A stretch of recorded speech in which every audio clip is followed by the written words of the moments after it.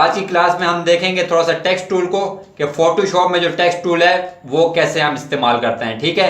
और एक हम देखेंगे लेयर अलाइनमेंट को और लेयर डिस्ट्रीब्यूशन को, कि लेयर्स को हम कैसे अलाइन करते हैं और लेयर्स को कैसे डिस्ट्रीब्यूट करते हैं। सबसे पहले देखें, आ जाते हैं टेक्स्ट टूल पे। यहां आ जाए, देखें 1 2 3 4 5 6 7 8, 8वें नंबर पे आपके पास टूल है टेक्स्ट टूल। सबसे ऊपर है हॉरिजॉन्टल टाइप टूल, ठीक है। इसको मैं लेता हूं, यहां मैं लिखता हूं पाकिस्तान। ये मैंने पाकिस्तान लिखा तो देखें मैंने आपको बताया था कि जो शेप होती है और जो टेक्स्ट होता है तो वो फोटोशॉप में वेक्टर होता है, ठीक है। फोटोशॉप उसको वेक्टर कंसिडर करता है, तो इसीलिए हम जब कोई शेप बनाते हैं या कोई टेक्स्ट लिखते हैं तो वो ऑटोमेटिकली न्यू लेयर पे लिखा जाता है, ठीक है। तो देखें जैसे कि मैंने न्यू लेयर नहीं ली, लेकिन इसने ऑटोमेटिक एक लेयर मुझे दे दी है और उस पर मैंने पाकिस्तान लिखा हुआ है, ठीक है। अच्छा, अब यहाँ एक अहम बात देखें, फर्ज करिए पाकिस्तान का मैं अगर कलर चेंज करना चाहता हूँ, इसका मैं कलर फोरग्राउंड करना चाहता हूँ, मतलब मैं चाहता हूँ कि आल्ट बैक स्पेस करूँ और इसका कलर चेंज हो जाए, तो देखें इसका कलर चेंज नहीं होगा। मैं आल्ट बैक स्पेस करता हूँ तो देखें मेरा जो टेक्स्ट था तो वो क्या हो गया, मिट गया, मतलब रिमूव हो गया। कंट्रोल Z से मैं अंडू करता हूं, मेरा टेक्स्ट वापस आ गया।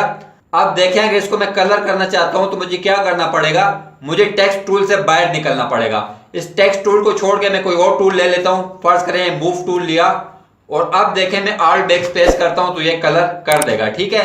तो जब तक आप टेक्स्ट टूल पे रहते हैं तो ये उसको कलर नहीं करता, ठीक है। उसको कलर करने के लिए आपको उस टूल को छोड़ना पड़ता है। जब आप उसको छोड़ेंगे, आल्ट बैक स्पेस करें, कंट्रोल बैक स्पेस करें, शिफ्ट बैक स्पेस करें, तो वो क्या करेगा, आपको कलर करके दे देगा। अब देखें मैंने लिखा पाकिस्तान, लेकिन मैं कहता हूं कि ये पाकिस्तान जो है ये कंप्लीट मेरा नहीं है, मैं इसके आगे कुछ और भी लिखना चाहता हूं, ठीक है। फर्ज करें मैं लिखना चाहता हूं पाकिस्तान इज माई कंट्री, तो देखें उसी लेयर को मैंने सिलेक्ट किया हुआ है, यहां से टाइप टूल लेता हूं और नई लेयर लेने की जरूरत नहीं, सिर्फ इधर आके आप क्लिक कर दें, इज माई कंट्री।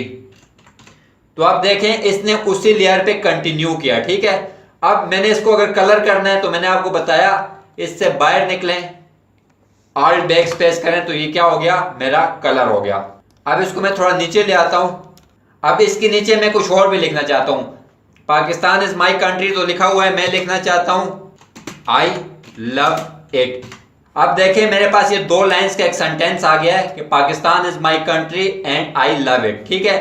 अब जैसे ही देखें मैं टाइप टूल लूंगा तो ये देखें कुछ मेरे पास ऑप्शंस आ गए, ठीक है। सबसे पहला ऑप्शन क्या है, लेफ्ट अलाइन टेक्स्ट। अब देखें पाकिस्तान इज माई कंट्री और इसके नीचे जो आई लव इट है, ये दोनों क्या है, लेफ्ट अलाइन है, मतलब लेफ्ट साइड पे एक सीध में दोनों लाइनें खड़ी हैं, ठीक है।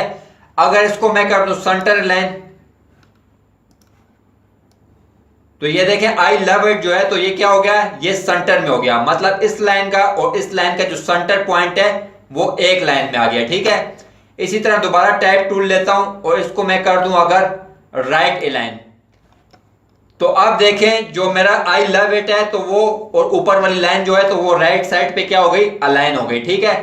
तो यहां से आप 2 लाइन है, 3 लाइन है, 4 लाइन है, जितने भी हो तो उसके अलाइनमेंट कर सकते हैं। लेफ्ट अलाइन करेंगे तो सारी लाइनें एक लेफ्ट साइड पे अलाइन हो जाएंगी, राइट पे करेंगे तो राइट पे हो जाएंगी, सेंटर में करेंगे तो जो लाइंस का सेंटर पॉइंट होगा तो वो अलाइन हो जाएगा, ठीक है। अब यहां देखें कलर्स का ऑप्शन है, तो यहां से भी आप इसका कलर चेंज कर सकते हैं। मैं इस पर क्लिक कर देता हूं और कर देता हूं ग्रीन, तो ये देखें इसका कलर ऑटोमेटिकली ग्रीन हो गया, ठीक है। अगर इधर मैं क्लिक कर देता हूं येलो, तो इसका कलर क्या हो गया, येलो हो गया, ठीक है। तो यहां से आप इसका कलर चेंज कर सकते हैं, ठीक है। इसको फिलहाल मैं लेफ्ट लाइन पे कर देता हूं तो ये लेफ्ट लाइन पे आ गया, ठीक है। अच्छा, अब इसका कलर मैं रेड कर देता हूं ताकि आपको नजर आ सके, ठीक है। इसका कलर मैंने रेड कर दिया। अब यहां देखें एक ऑप्शन है, ठीक है, ये है टेक्स्ट ड्रॉप, ठीक है। ये हमने इलस्ट्रेटर में भी पढ़ा था। इसको देखें जैसे मैंने क्लिक किया ये एक बॉक्स मेरे पास आ गया, ड्रॉप टेक्स्ट। अब ये नन है, ठीक है। तो इसको मैं ओपन करता हूं तो देखें इसमें कुछ स्टाइल्स हैं, ये आर्क स्टाइल है, ये आर्क लोअर स्टाइल है, ये आर्क अपर स्टाइल है, ये आर्च है, इस तरह इसके डिफरेंट स्टाइल्स हैं, ठीक है। और यहां कुछ वैल्यूज इसने दी होती हैं कि बेंड आप इसको कम या ज्यादा कर सकते हैं। बेंड बेसिकली बोलते हैं किसी चीज के मोड़ने को। अब ये देखें पाकिस्तान इज माई कंट्री, इसका बेंड जो है तो 50 पॉइंट्स है, ठीक है। तो अगर इसको मैं ज्यादा करूं तो बेंड इसका ज्यादा हो जाएगा, और अगर कम करूं तो इसका बेंड कम हो जाएगा, ठीक है। और अगर वैल्यू को मैं माइनस में करूं तो ये नीचे की साइड पे बेंड होना शुरू हो जाएगा। इसी तरह ये आर्क में भी यही वैल्यूज हैं, देखें बेंड है तो इसको मैं ज्यादा करता हूं तो ये इस तरह बेंड होने लगेगा, कम करता हूं तो कम करूंगा तो इसका बेंड कम होने लगेगा, और माइनस करूंगा तो ऑपोजिट डायरेक्शन में बेंड होने लगेगा। ये मुख्तलिफ स्टाइल्स हैं, आर्क है, आर्क लोअर, आर्क अपर है, फ्लैग है, वेव है, फिश, राइज, बला बला बला बला बहुत से हैं, ठीक है। तो आप इसको क्लिक करें तो आप वैल्यूज को चेक कर सकते हैं कि कौन सी वैल्यू आपकी टेक्स्ट पे क्या इंपैक्ट देती है, ठीक है। इसको फिलहाल मैं कैंसिल करता हूं। अब यहां आ जाए तो ये देखें टेक्स्ट बॉक्स है, ठीक है। ये सारी चीजें हमने इलस्ट्रेटर में पढ़ी हुई हैं कि ये पॉइंट्स होते हैं, ठीक है।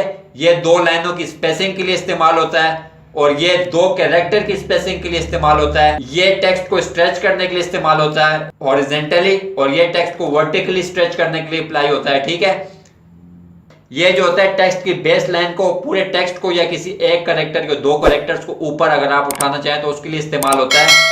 और ये जो नीचे वैल्यूज हैं, ठीक है, सुपर स्क्रिप्ट हो गया, सब स्क्रिप्ट हो गया, अंडरलाइन हो गया, स्ट्राइक थ्रू, तो ये सारी चीजें जो है तो हमने इलस्ट्रेटर में पहले से पढ़ी हुई हैं, ठीक है।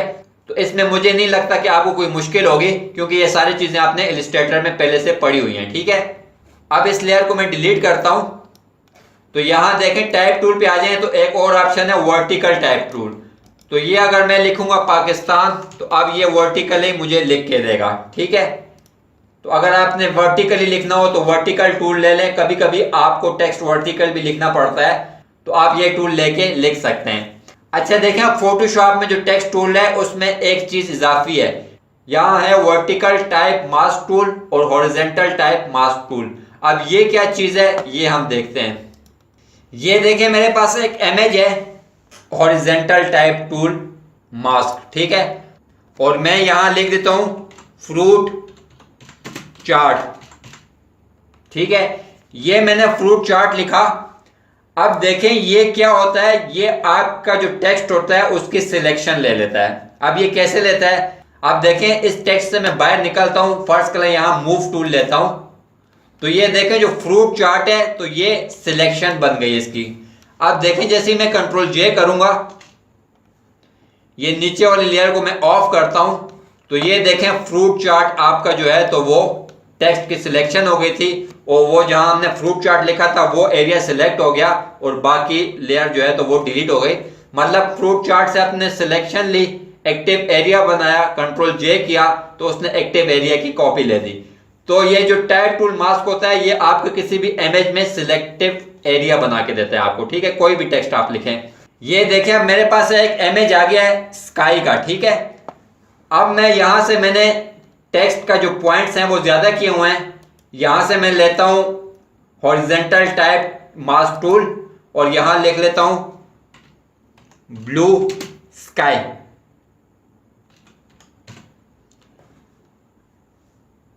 अब देखें जो ब्लू स्काई मैंने लिखा तो ये क्या हो गया, ये इसका एक्टिव सिलेक्शन एरिया हो गया।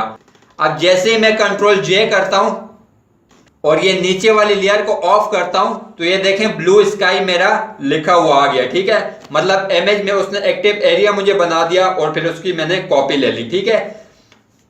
तो ये type tool on a mask जो है तो उसका ये काम है कि किसी भी इमेज पे आप टेक्स्ट लिखेंगे तो वो आपका सिलेक्टेड एरिया हो जाएगा, और जब कंट्रोल जे करेंगे तो उस टेक्स्ट के नीचे जो इमेज होगा तो उसकी कॉपी आपको मिल जाएगी, ठीक है। अब मैंने कंट्रोल जेड से वापस आया, अगर सिलेक्शन को मैं इन्वर्स कर दूं, ये ब्लू स्काई लिखा हुआ है, मैं सिलेक्ट पे आऊं और इसको कर दूं इन्वर्स, तो आपको पता है कि इन्वर्स से क्या होता है कि आपकी सिलेक्शन उल्टी हो जाती है, ठीक है। तो अब जो ब्लू स्काई है तो वो सिलेक्ट नहीं है बल्कि बाकी बाहर का एरिया सिलेक्ट है। तो अब अगर मैं कंट्रोल जे करूंगा तो वो ब्लू स्काई की कॉपी नहीं लेगा बल्कि बाहर की कॉपी लेगा। अब देखें कंट्रोल जे में करता हूं और ये नीचे वाली लेयर ऑफ करता हूं तो अब देखें ब्लू स्काई को उसने कॉपी नहीं किया और बाकी एरिया को कॉपी कर दिया, क्योंकि हमने सिलेक्शन को इन्वर्स कर दिया था, ठीक है। तो दोस्तों ये हमारा फोटोशॉप का टेक्स्ट टूल था, ठीक है। उम्मीद है आपको समझ आ गई होगी। अब थोड़ा सा हम अलाइनमेंट को देख लेते हैं कि अलाइनमेंट क्या चीज होती है, ठीक है। ये देखें यहाँ मैं कुछ शेप्स बनाता हूं, ये चीज वैसे हमने पढ़ी हुई है, उधर भी इलस्ट्रेटर में पढ़ी हुई है अलाइनमेंट, लेकिन यहां भी हम देख लेते हैं कि यहां अलाइनमेंट कैसे होती है। ये देखें 4 मैंने रेक्टेंगल्स बनाए अलग अलग लेयर पे हैं, ठीक है। मैं कंट्रोल प्रेस करके सबको सिलेक्ट करता हूं और मूव टूल लूंगा। देखें जैसे मैं मूव टूल लूंगा तो यहां कुछ ऑप्शंस मेरे पास आ गए, ठीक है। अब इस साइड के जो ऑप्शन है, देखें ये जो ऑप्शन है 1 2 3 4 5 6, ये जो ऑप्शंस हैं ये अलाइनमेंट के ऑप्शंस हैं, और ये जो ऑप्शंस हैं ये डिस्ट्रीब्यूशन के ऑप्शंस हैं, ठीक है। पहले हम अलाइनमेंट के ऑप्शंस को देख लेते हैं। सबसे पहला ऑप्शन क्या है, अलाइन राइट एजेस, ठीक है। तो जैसे इसको मैं करूंगा तो ये देखें राइट साइड पे क्या हो गए, सारे एक सीध में अलाइन हो गए, ठीक है। इस तरह अगर मैं लेफ्ट अलाइन करूं तो ये देखें लेफ्ट साइड पे सारी मेरी लेयर्स जो हैं शेप वाली वो अलाइन हो गई, ठीक है। और अगर सेंटर अलाइन करूं तो इनका सेंटर पॉइंट जो है तो वो अलाइन हो गया, ठीक है। ये सारी चीजें हमने पढ़ी हुई हैं इलस्ट्रेटर में, ठीक है, आपको पता है।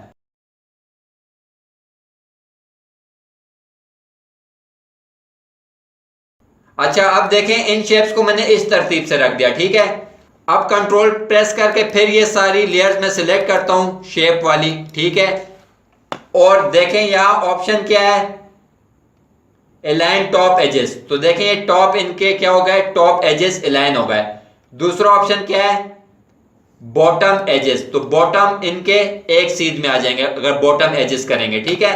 और अगर कर दो सेंटर अलाइन तो अब इनका सेंटर पॉइंट जो है तो सबका अलाइन हो गया, ठीक है। इसका सेंटर, इसका सेंटर, इसका सेंटर, इसका सेंटर, ठीक है। अब सब लेयर्स को सिलेक्ट किया हुआ है दोबारा, ठीक है। अब देखें थोड़ा सा देख लेते हैं डिस्ट्रीब्यूशन को। सबसे पहले क्या है, सबसे पहला ऑप्शन है डिस्ट्रीब्यूट राइट एजेस। इसके राइट एजेस देखें कौन से हैं, ये वाले हैं। तो देखें जैसे ही इसको मैं क्लिक करूंगा तो ये देखें राइट एजेस इसका इसका इसका इसका इसका अगर आप डिस्टेंस देखें तो ये बराबर बराबर इनका डिस्टेंस डिवाइड हो गया है, ठीक है। तो इसको हम बोलते हैं डिस्ट्रीब्यूशन राइट एजेस, ठीक है। अब दूसरा ऑप्शन है डिस्ट्रीब्यूट लेफ्ट एजेस। तो देखें जैसे इसको मैं करूंगा तो देखें अब इसके लेफ्ट एजेस जो हैं इसका इसका इसका इसका इन चारों के लेफ्ट एजेस बराबर बराबर डिस्ट्रीब्यूट हो गए हैं, ठीक है। और तीसरा ऑप्शन क्या है, डिस्ट्रीब्यूट सेंटर। तो देखें जैसे ही मैंने किया तो देखें हर शेप का एक सेंटर पॉइंट होता है। तो देखें इसका सेंटर पॉइंट, इसका सेंटर पॉइंट, इसका सेंटर पॉइंट, इसका सेंटर पॉइंट, इसका और इसका। अब अगर इनका सेंटर पॉइंट आप नापें तो ये बराबर बराबर डिस्ट्रीब्यूट हो गए हैं, ठीक है।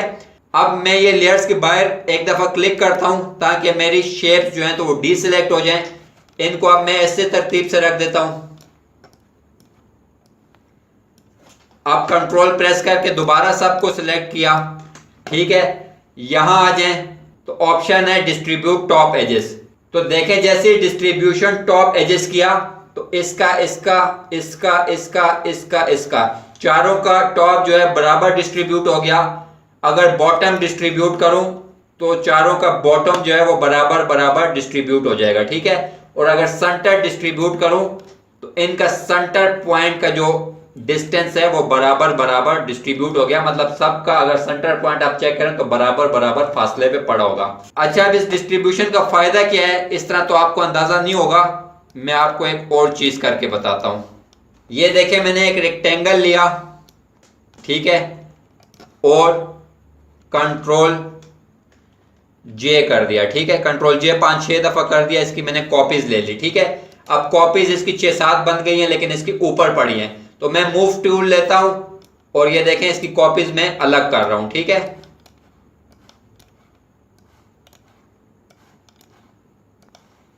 अब देखें ये सारी कॉपीज अलग हो गई, लेकिन ये देखें इन में डिस्टेंस का फर्क है, ठीक है।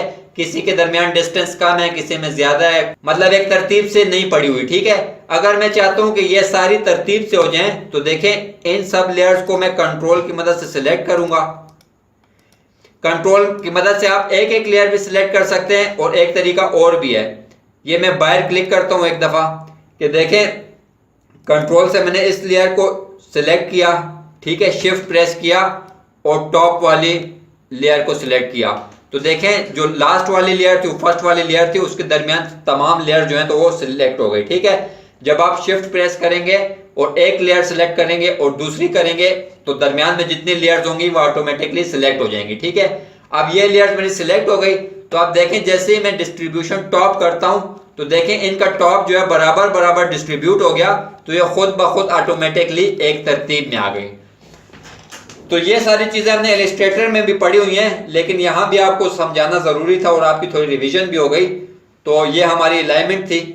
अच्छा दोस्तों, ये थी आज की हमारी क्लास जिसमें हमने टेक्स्ट टूल को देखा और टेक्स्ट टूल कैसे काम करता है, कुछ वैल्यूज इसकी इलस्ट्रेटर से अलग हैं। टूल विद मार्क्स भी देखा कि टेक्स्ट टूल विद मार्क्स क्या होता है और कैसे काम करता है, और थोड़ी सी आपने अलाइनमेंट देखी। तो उम्मीद है ये क्लास आपको पसंद आई होगी। इंशाल्लाह नेक्स्ट क्लास में मुलाकात होगी, तब तक के लिए अल्लाह हाफिज।